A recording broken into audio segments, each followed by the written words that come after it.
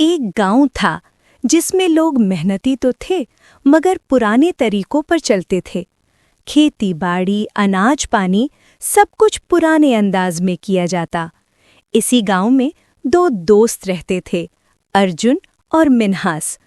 अर्जुन सीधा साधा, मेहनती और साबिर था। वो मानता था कि इंसान को बस जमीन से जुड़े रहना चाहिए, क्योंकि मेहनत कभी जाया नहीं जाती। दूसरी तरफ मिन्हास में कुछ नया करने का जुनून था। वो सोचता था कि दुनिया बदल रही है तो हमें भी बदलना चाहिए। एक साल गांव में बारिश बहुत कम हुई। खेत सूखने लगे, तालाबों का पानी खत्म होने लगा और किसान सख्त परेशान हो गए।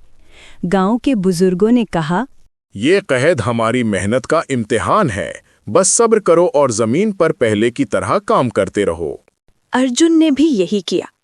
वो दिन रात खेतों में जुटा रहा, बैलों से हल चलाता और कुएं से पानी निकाल निकाल कर खेतों में डालता।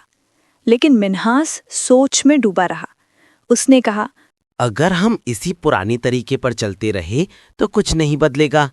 क्यों ना नया रास्ता अपनाया जाए। मिन्हास शहर गया।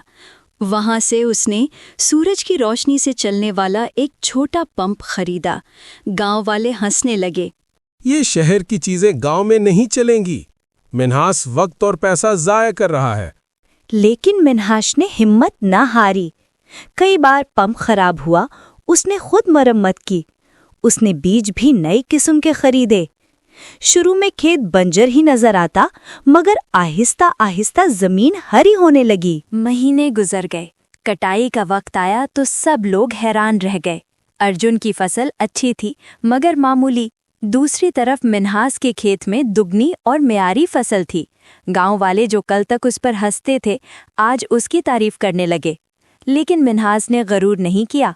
वो सीधा अर्जुन के पास गया और कहा, भाई, ये कामयाबी सिर्फ मेरी नहीं, तुम्हारी भी है। अगर तुम पुरानी जमीन को सहारा ना देते तो मुझे नया तरीका अपनाने की हिम्मत ना मिलती। और अगर तुम हिम्मत ना करते तो हमें कभी ये नतीजा ना मिलता। मेहनत और नई सोच साथ चलें तो ही कामयाबी मिलती।